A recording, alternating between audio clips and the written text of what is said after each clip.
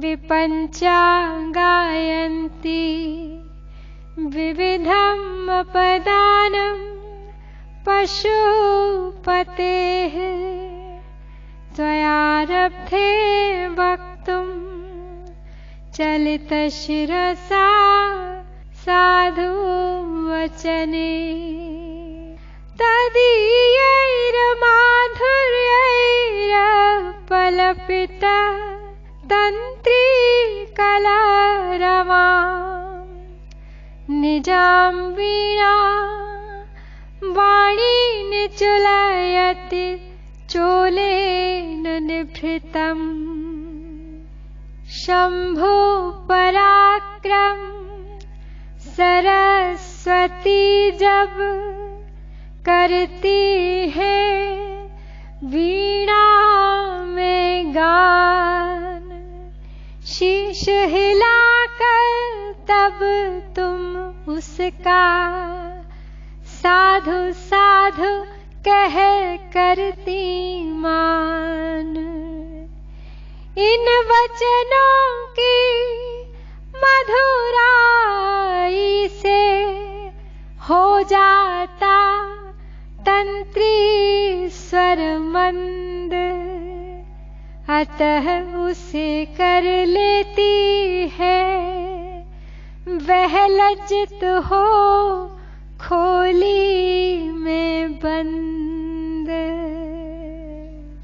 सौंदर्य लहरी के इस 66वें श्लोक में शंकर भगवत्पाद भगवती की वाणी की मधुरता की बात कर रहे हैं। कहते हैं वो कि पशुपति के विविध अपदानों को वीणा पर गाते समय तेरे सिर हिलाकर सरस्वती की श्लाघा के वचन कहना आरंभ करने पर जो अपनी मधुरता से वीणा के कलरव को फीका कर देते हैं तो सरस्वती अपनी वीणा को कपड़े में लपेटकर उठाकर रख देती है।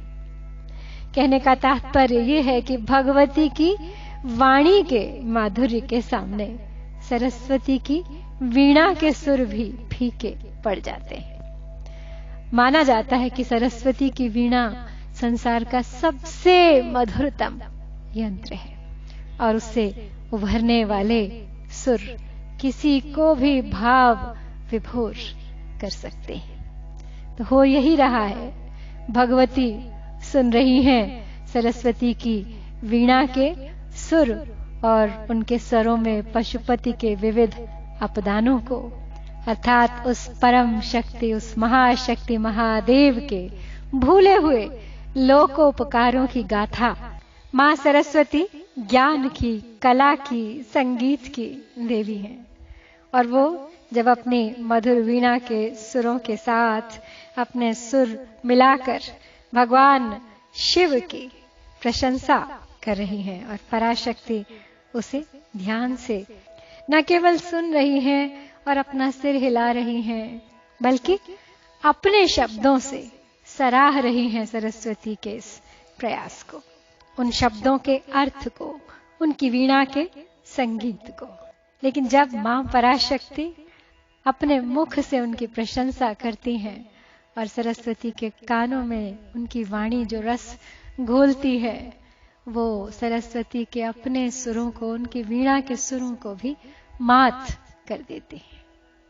लज्जित हो सरस्वती अपनी वीणा को पुनः कपड़े में लपेटकर रख देती हैं और बस केवल चाहती है कि वही एक अद्भुत वाणी उनके कानों में रस घोलती रहे।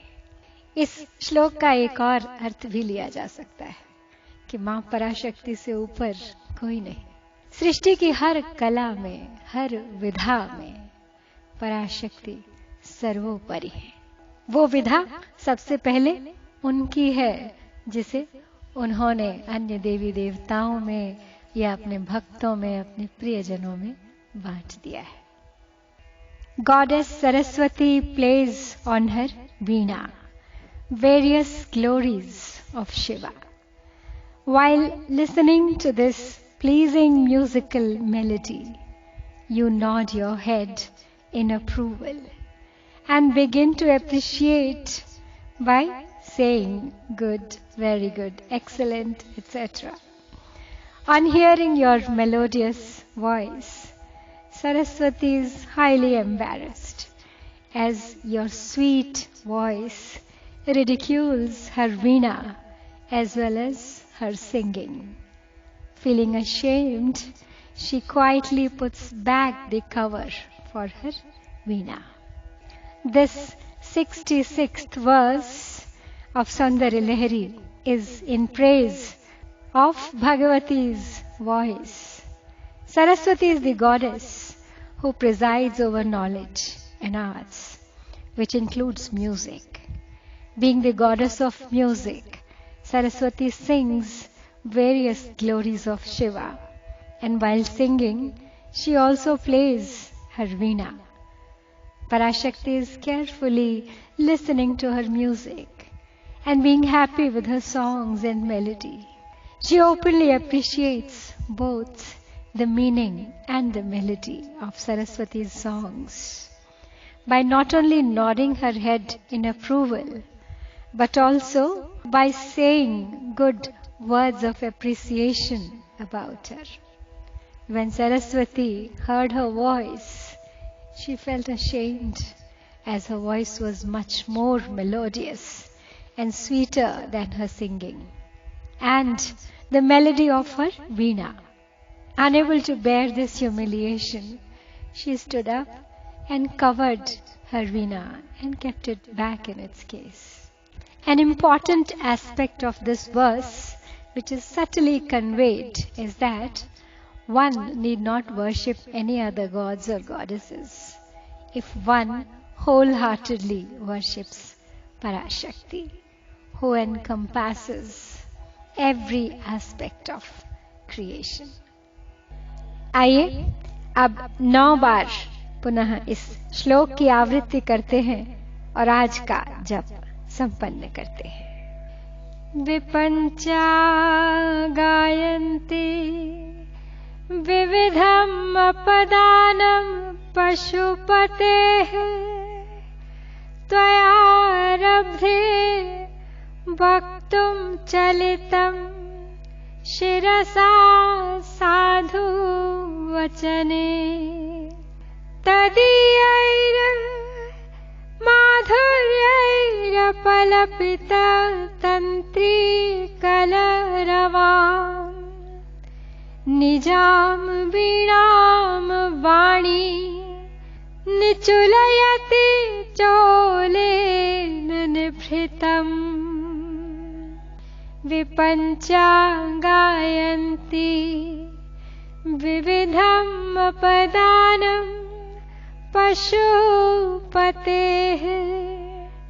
त्वयारब्धे वक्तुं चलितशिरसा साधु वचने तदीयैर्माधुर्यैरपलपित तंत्री कलरवां निजां वीणा वाणी निचुलयति चोलेन निभृतम् विपंचा गायन्ति विविधम् अपदानम् पशुपतेः त्वयारब्धे वक्तुं चलित शिरसा साधु वचने तदीयैर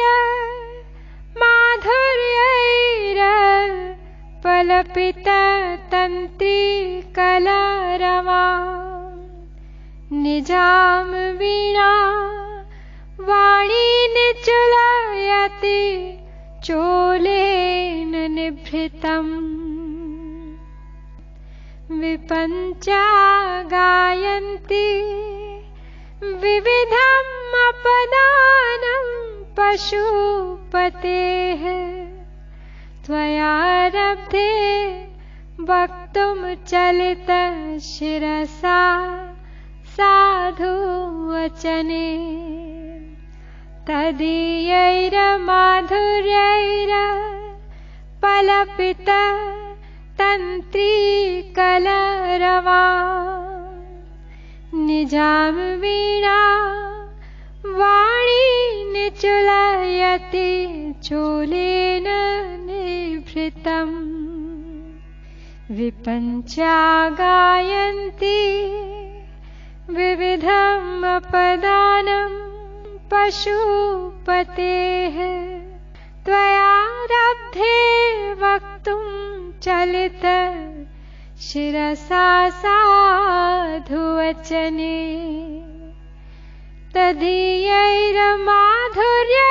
तदीयैर्माधुर्यैर्पलपित तन्त्रीकलरवा निजां वीणां वाणी निचुलयति चोलेन निभृतम् विपञ्चा गायन्ति विविधम् अपदानं पशुपते त्वयारब्धे वक्तुं चलित शिरसा साधुवचने तदीयैर्माधुर्यैरपलपित तन्त्रीकलरवा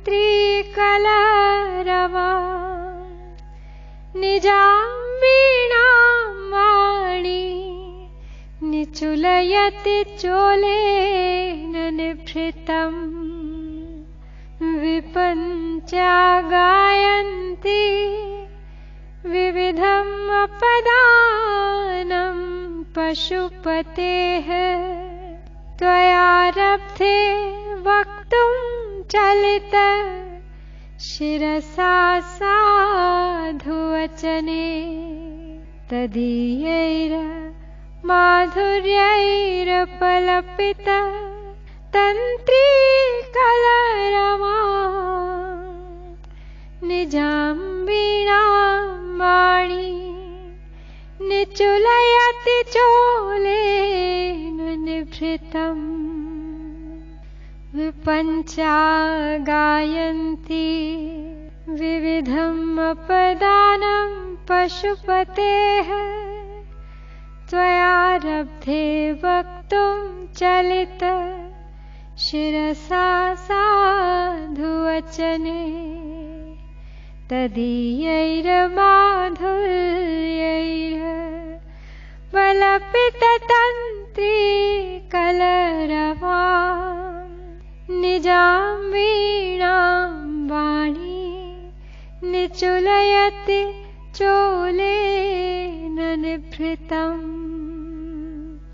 विपञ्चा गायन्ति विविधम् अपदानं पशुपतेः त्वयारब्धे वक्तुं चलित शिरसा साधुवचने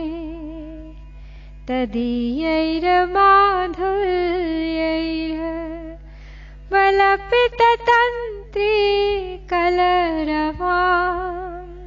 निजां वीणां वाणी निचुलयति चोलेन निभृतम् ॐ उमामहेश्वराय नमः ॐ गौरये पार्वत्यै शक्त्यै नमः।